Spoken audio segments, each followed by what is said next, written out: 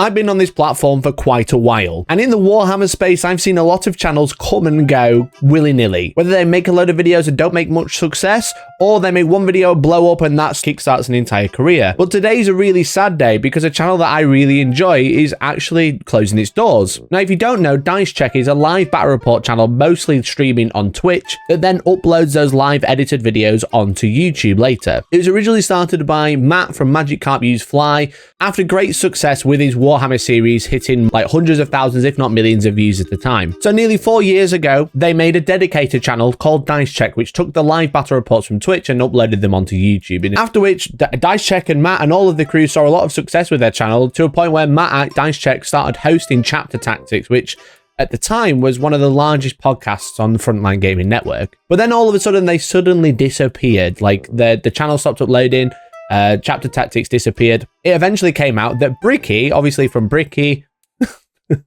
Bricky from Bricky, and Adeptus Ridiculous had taken over the channel with one of the talents known as Demeki. Around the launch of 10th edition 40k, they said they wanted to like revitalize the channel. They were taking it over because the other talents had basically suffered burnout, which is totally understandable. They all seemed relatively new to Warhammer. Obviously, like the main video that blew up like 4 years ago was Matt and all of his friends buying loads of Warhammer. So they kind of exploded onto the scene, started a channel, which is understandable because of how much success they were getting with views, etc. And then it suddenly stopped uploading because of burnout. And like that's something that is very, very hard to deal with, being a creator on a hobby that suddenly becomes a fully monetized thing. So Bricky and Demeki tried to revitalize the channel in the last 6 or so months, but sadly, it seems it didn't work out, and Bricky uploaded an announcement saying that Dice Check would be closing its doors.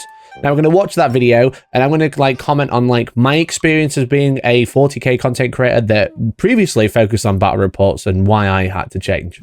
Data slate is out. Might be time to make this announcement. See, it's because of the balanced data slate. Bricky's fed up with the changes, all right? We have come to the shitty decision that Dice Check will need to close its doors. I did my best to revive the channel, but the sheer cost of running anything battle report related is astronomical and was one too many things for me to handle at a time. Dice Check is essentially a live battle report channel that live streams on Twitch and then puts out the videos on YouTube to quite a lot of views a lot of the time. 30,000 views, 44,000 views. That one, not so much, but that's a 3-hour podcast. 77, so quite a lot of views, you know, doing really well.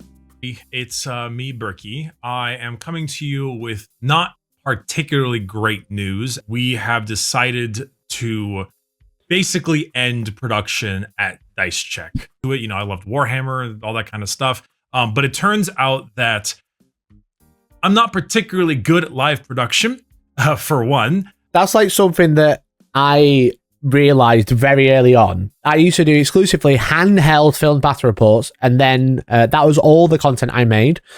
And then COVID hit, and I stopped doing that. And then that's when I started to move to like talking head content. But previously, before I did that on YouTube, my main content was live streaming painting to Twitch, you know? Everybody did it, but I was the OG. I was streaming painting on Twitch before Warhammer had a category. I was streaming to creative, all right? I'm OG. None of you were there in the mines grinding like I was, okay? Picking away at my live painting. But I moved to battle reports, and then we started doing live ones because they were super popular. And what we found is live is a lot easier to turn around than edited battle reports. So edited battle reports take a day to film and take a day to edit. Quite a lot of time, especially while I was working full time. So we started moving to live battle reports. And that seemed to be the meta as well at the time. Obviously, you don't really get YouTube metas, but like overall YouTube metas, but niche metas, like in Warhammer, live battle reports seem like to be the thing. Once they're set up, they're relatively easy to produce, but they are very expensive to get going. When I first started doing live battle reports, I was using 2 webcams. That was it. Again, before Warhammer was on Twitch. Now, you just can't do that. You need capture cards, you need DSLRs everywhere, you need high quality cameras, you need moving cameras, and it's so expensive. And if you've never done that before, it's very difficult. Like I've kind of like done a learning on the job, but my live production isn't as good a quality as most other people's, you know. I think it's fine. I think it's good enough, but it's very expensive, and I've kind of like learned on the job. Yeah, I've been doing it for what, 6 years, 7 years now. I'm getting really old. I'm 30 now. Oh my god. Like obviously, like Bricky has like the money behind him to give it a go. Like he's got the money to. I presume he's got the money to invest. You know, to do it. He has the gear from Dice Check or whatever. But then trying to do that whilst not not having the no knowledge of live production is difficult. Play on Tabletop were like the big ones that like really splashed the market for like production, and Tabletop Titans were the real splash for like live production and like how they do it. And now you see that every like, let's say big channel. I like to say I'm a big channel. I'm also just a one-man band compared to everyone else, so I'm kind of like hanging on the coattails of a lot of the time in terms of when I say the big channels. The live meta and the production meta have completely changed. Look at Tabletop Tactics. They're like a good example of like Play on Tabletop coming on the scene. They need to evolve, and they've done it super well. Super well. My style is very similar to how Play on Tabletop do it because it's nice. I don't like the stand behind the table live production, but I essentially have a live production of what Play on Table 2 and Tabletop Tactics do non-live. You know, I know Play on obviously do live as well, but my live production is closer to what they do offline than everyone else does online, if that makes sense. And it's expensive, and again, it's learns on the job. It's, you know, I've borrowed cameras, I've spent years saving up for gear because everything's like 500 quid every time you want something. The problem is as well is people don't watch 3-hour battle reports. They tune in live and then they piss off, you know.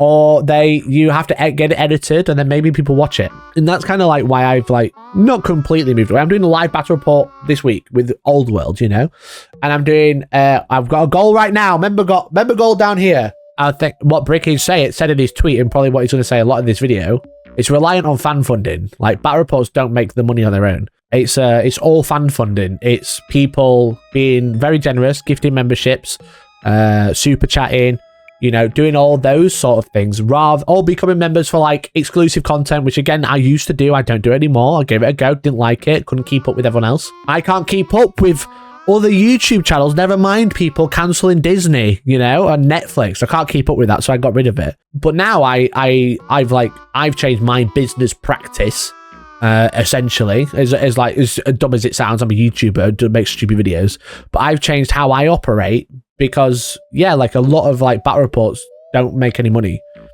I've happily showed earnings and stuff in the past of videos, but I can put out like a video talking about World Eaters being super dumb and riding exalted at 8-bounding rhinos. And I can put out a 10-minute video that takes like an hour or two to make tops. And let's say it makes like 60 to 100 pounds in ad revenue for a 10-minute video, okay? Took me 2 hours to make. But then I can put out a battle report that, like, Necrons versus Adbec is a great example. 2 brand new codexes, has like half the number of views, took a day to film, took 4 to 5 days to edit, and has made about £4. So that is average £1 for a working day compared to a 10-minute video that gets twice as many views that makes much more money. Talking head videos get much more success and they're much easier to make and make me feel good. And it's hard to like go, oh yeah, I'm going to go spend 5 days making this battle report. It's going to get 2,000 views and no one's going to care. It's shit, to be honest. It's pretty shit. Has outweighed the cost of doing it for basically the entire time we had it running. We are in the red for every single month that we've done it for. And I knew it would be a little bit of a tough time to get it rolling, but I didn't expect it to be this difficult. He's talking about paying people. Obviously, that's like super important. That's a big cost. He's obviously based in California, I think. So the rent of their studio will be insane, which won't help their production costs. It's expensive to make these things. And if you're relying purely on like ad revenue, then that's really tough. A lot of my income is made up of like a mixture of ad revenue, fan funding such as super chats and memberships, and sponsorships. Like when I run a video and I'm like, hey, this is an ad sponsored by X, please go buy this product, I'm usually being paid for that, you know, like a lot of the time. If I'm not being paid in the product because I think it's like a small company or it's brand new or whatever, a lot of the time I'm being paid, okay? That's how ads work. That is like a bulk of my income. I use a lot of that money to pay like Josh to edit. So usually if you see Josh editing a video or in a video, and it's usually because I've got a sponsor who's helped me pay for that because I can't afford to pay for him by myself. That's like super tough because I'm kind of reliant on sponsors to pay for an extra member of staff. Memberships and ad revenue cover me, and then sponsorships are kind of like investment, you know. That's what I kind of like. That's what I do it for. It's like a business, you know. I say business in inverted commas. It is a business. It just sounds stupid because I'm a YouTuber. But speaking of sponsorships, I need investment because I've got some really big ideas this year. And Lexar Gaming could help that with this NM710 SSD that's available in 500GB, 1TB, and 2TB capacity. I've been telling you a lot about this because Lexar are a great company and they wanted me to tell you that you probably need one of these in your laptop, your PlayStation, or anything else that can take an M2 SSD drive. It's light and compact, so it will fit in just a wide range of machines, probably one that you have already. It has a 5,000 megabit per second read speed, and it uses Generation 4x4 technology to boost your gaming performance. So if you want to support the channel and also upgrade your gear, then check out the link in the description, and thank you so much to Lexar Gaming for sponsoring this video. If you're not relying on fan funding, such as memberships, like every channel, you know, that does battle reports either relies on gifted memberships or bonus content behind a paywall. You know, they're like the two ways. They can't do it otherwise. They can't rely on exclusively ad revenue. You don't make no money anymore. Producing content is hard anyway, but when you're trying to do such a large live production, I said like battle reports take like 4 or 5 hours to film minimum, you know, and they're doing it live, which is great, but then they are relying on fan funding. But I said Bricky is like in a position where he has his own channel. He has his own channel with 1 million subscribers. He has his second channel, which has a bunch of subscribers. He's got Adeptus Ridiculous, which has God knows how many listens, but obviously I would say it's probably the most popular, or one of the most popular Warhammer podcasts on the internet. And then he's trying to do Dice Check as well. That's a lot for one person to do, and then to be only losing money, it's kind of like, well, let's just fucking cut the slack, you know? But yeah, I can totally understand where Bricky's coming from, basically, from my own experience. I still want to be the person who pays their editors and compensates all the individual people who come up to play, especially people like Demeki and Garrett, who came up all the way from San Diego, which is about an hour-and-a-half drive, to play Warhammer for 5 or so hours and then take that drive back home. You've got to remember, when you do like a live battle report, you've got the players, so let's say me, the opponent who has to drive over, get there over and stuff like that. There's usually a third person running the stream, and then you've got the costs of like whatever you've got in there, like rent, electricity, etc., like all those costs, and that's just all on just doing playing Warhammer. I had people asking, how am I going to be able to manage my own content as well as Adeptus Ridiculous and do Dice Check at the same time? And at first I thought that, oh, Dice Check's only like once a week, give or take. It's not too much. It's not too bad. And I was wrong. I was flat out wrong. This was the tipping point. This is when I finally had too much in my hands and it all started spilling out. Especially when you think about opportunity cost. The fact that I can go out and do any kind of Dice Check battle report myself with Garrett or Demeki or whoever, and it takes up a vast majority of the day in order to set up and prep, and lose money to do so, it's not great. That's literally what I literally just said that. The problem is that you can spend all day making a battle report, put it out and get 20 quid back when it's cost you God knows how much to make. Or you can sit at home, laugh at a Balanced Data Slate or whatever, make a 10-minute video that makes double the money, and then you've spent 2 hours, you can start making the next one. I've never known how to get across. Oh, fuck this camera. I've never known how to get across that line of like, oh my God, people actually like it, you know? There are obviously channels that are fine. They do really well. But whenever I do a live battle report or whatever, they just don't get the same numbers, like in terms of like viewership, in live funding, anything. It's actually crazy, you know? It's actually crazy. Why do most channels that are like huge just laugh at TikToks? Because it costs nothing and makes money.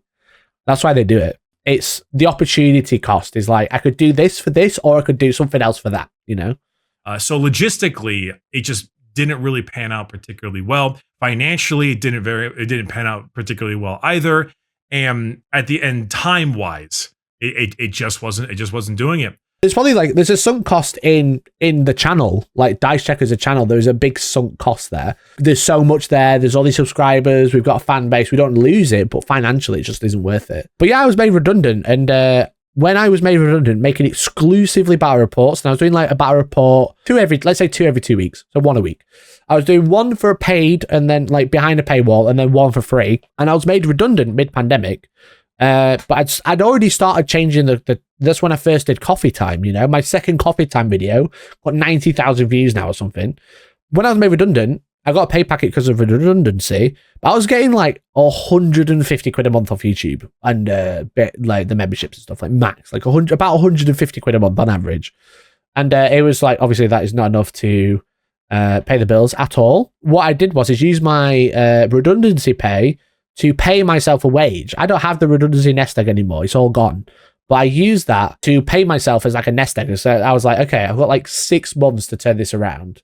And then I can like give it a go. I got all my outgoings to basically 0. I had to like turn it around, which is why I had to move away from battle reports because they just weren't making money, you know? And that's why I don't do them so much anymore. A BR channel, pretty much all of them, survive entirely by fan funding, especially if there are multiple people that are engaged in it. I'd say like probably like mini wargaming and tactics are like the outliers because they do the traditional model of like paid for content. But most other channels, they do it as well. They do like member only streams and stuff like that. But most live channels rely on like memberships live, you know, which is it's all they're relying on. As I said, like tactics and mini wargaming are probably like it's similar but different, I would say. But most channels rely on memberships, and then they do member only streams for those members and stuff. Coffee time was generally a big brain move and generally helped a lot during the pandemic. Yeah, it was like, because I just didn't make this sort of content. I didn't sit and talk to the camera ever. I was doing a battle report. I was reading a book or like doing a book review or whatever. Coffee time is like not really died, but what I do every day is more like a coffee time, you know? I used to do a weekly video every Sunday, if you didn't know, where I talk about something that was interesting that's happening. But now I do that every stream, which is like, people say that I miss coffee time. I understand. But this is basically coffee time. Fan funding is not something that I felt comfortable asking for. I know there are some of you who would be open to it, but we had a Patreon in the past, and that currently wouldn't even cover the cost of renting the space for the office. Plus, I find it very disingenuous to ask for fan funding when I myself already receive a good deal of it, either in my own streams or in Adeptus Ridiculous itself. Ask for more after all of that doesn't feel right. It's like a moral standpoint, I think. And from a business point of view, it's obviously like not a good idea to say, no, I don't want to ask for fan funding. But as a moral standpoint, it's like one of those things you can like highly respect because he's got his main channel and then he's got his second channel, which is doing really well as well, which is like his stream content. And then he's doing Adeptus Ridiculous, which has a Patreon as well. I don't know how much. He's got like obviously multiple revenue streams. I'm like, if you like what you see, support it type deal. He already does that in 3 places. For him to do it in another one is like, I understand where he's coming from. And I really respect him for it. You know, that's like a really big thing to take on. When you've got like multiple channels and the same personality with multiple channels, a lot of the funding is going to come from a bunch of the same people, you know? Like, if you like someone, you enjoy what they do, you should support them any way possible. If you can support them multiple ways, because you're in that sort of like, if you've got that sort of money coming in, you got that spare expendable income, then great, that's awesome. But yeah, I understand where he's coming from, where he doesn't want people to feel like they have to support him in a 4th place where they already support him in 3 already. And yeah, I really respect the guy for it. That's really good. At some point, there were just too many logistical issues. It's not something that I can continue doing as a side project, and arguably the same with everyone else. Things were different back when because myself, the Meki and Sol were just talent. You know, we would come in and then play a game and have a good time, and then sent off in the whole thing. But that's the vibe I got. But I actually also thought that was a bit of a boon because because Bricky was obviously like someone who appeared on Dice Check and Demeki as well.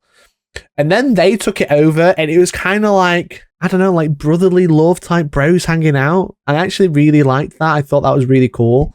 To go from just appearing in like content to running content is very different. Obviously, Bricky's got loads of experience running content, you know. From what I can tell, obviously, he's doing really well. From being a talent, turning up, playing on stream, going home, to the live production, deciding how things are filmed, how things are set up, making sure things are getting edited, putting them out, thumbnails, etc. That's like a lot more involved. I liked that it was kind of like the 2 talent bros came together. I thought it was fun. Let me tell you, playing Warhammer, like in this particular situation, it murders murders your love for the hobby. Absolutely takes it out in the back and asks it to look at the rabbits. Like, it is. It does completely murder any enjoyment you have for the hobby. However, I also struggle with that, but I kind of got around it in a very, very cool way. I started doing different stuff.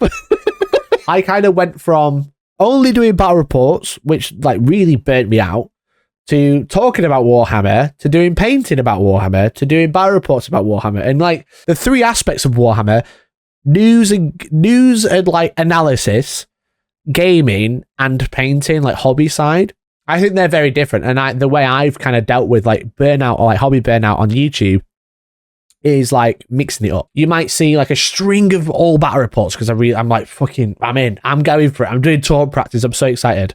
And then you'll see like a string of news analysis because it's fun. Like probably most of my content is news analysis. I fucking love it. I think it's brilliant. But then like hobby stuff, sometimes I'll do like a bunch of hobby videos, like the painting Ola one, doing SpongeBob, polishing armor and stuff like that. That's how I keep it fresh. But if you're doing exclusively battle reports, I understand why you can't be asked to play it anymore, you know? I think it's important to keep it fresh, keep it different, you know? Like I don't exclusively do Warhammer content, I do 3D printing content, you know? That also helps it keep it fresh, you know? Especially because like Dice Check and stuff were like relatively new to like Warhammer as a whole. Because they all basically started off the back of Magic Carp's video where in the middle of the pandemic they all bought Warhammer. So then they started Dice Check off the back of that. So then they kind of went from, here's a cool hobby that we did, we made a great video, got 1 million views, to here's a whole battle report studio, here's a battle report channel, we're going to do it all the time. It's understandable why it happened, you know? But they were doing really well, so it's like also understandable why they wanted to do it. Like, of course they would like capitalize on that success. But yeah, like, it can catch people out, you know? Very bad how much it does make you like just hate the hobby. That's what happened to a lot of the prior gentlemen. Matt, John P, the rest of them, they didn't want to play anymore. And I can't really blame them. I didn't want to play anymore. And I love this game. Painting was supposed to be a leisure activity, something you enjoy. And I was dreading it because I was not painting for me. I was painting for the channel. It's so easy when you've got a platform, a new content creator, you just incentivize to monetize everything, you know? I like playing Pal World. I should probably play it on stream. You know, maybe people will like it. I like painting Warhammer. Maybe I should do it on stream. I like 3D printing. Maybe I should do it on stream or video or whatever. And it's just one of those things. It's so easy. It's like a big trap because then you're like, wow, this thing I really enjoy that I want to share with people. The best way to share it is to a monetized platform, and then it becomes a monetized thing, and then you lose the enjoyment. It's difficult not to be like, I want to monetize this, I want to monetize that. There's the opportunity cost issues, scheduling and logistical issues, the fact that just was making no money for the entire time that we were doing it, difficulty in live production, personal life stuff, myself and the rest of them, distance, and killing the love for the hobby. So it's a lot. It was a lot. Hopefully that explanation makes some sense. It sucks. You know, it sucks, man, to fail at something. You know, I mean, it's humbling and, you know, it is what it is. And I wouldn't say it was a failure. I think what he tried to do was really commendable. And how he conducted that was really commendable as well. Denying fan funding because he doesn't think it's right just yet. It's a shame that it's going to go, but it's also like an experience for him that he can like learn from and grow from. I wouldn't say it's like is it a mistake? No. The thing is, he tried to revive it, and I think that's really commendable because obviously he had a huge passion for it. Again, the sunk cost of like having an audience and stuff like that is obviously difficult to let go. I think they did really well, and I think post Magic Carp leaving, I think they gave it a really, really good go. And again, I personally wouldn't say it's a failure. He might think it's a failure, but I think he should be really proud of what he tried to do. I also think it's very commendable of him that he didn't want to do that. He wanted to do it his own way, and he tried it, and it didn't work out. I don't think that's a failure. I think that's just an experience that they can learn from, in my opinion. No, Mikey, you're wrong. Success is binary. You win or you lose. True. Okay, loser. Guys, this is where I cap out. It's a shame because I think they were very good. They were like that, had their own vibe, had their own style. And again, this is kind of like they were already limping a bit after they had to like revive the channel. And like obviously like learning how to do live production on the job with such a big audience already is going to be difficult, but Yeah, a real shame, I think. A real shame. So fair play to Bricky to like being honest and being open about it. And yeah, hopefully you've learned something as well from my insights of being in a similar position, you know? No, not quite a similar position, not quite as a... Just like my insight of like why I change what content I do, and now this is what I do instead of just battle reports and stuff like that. But yeah.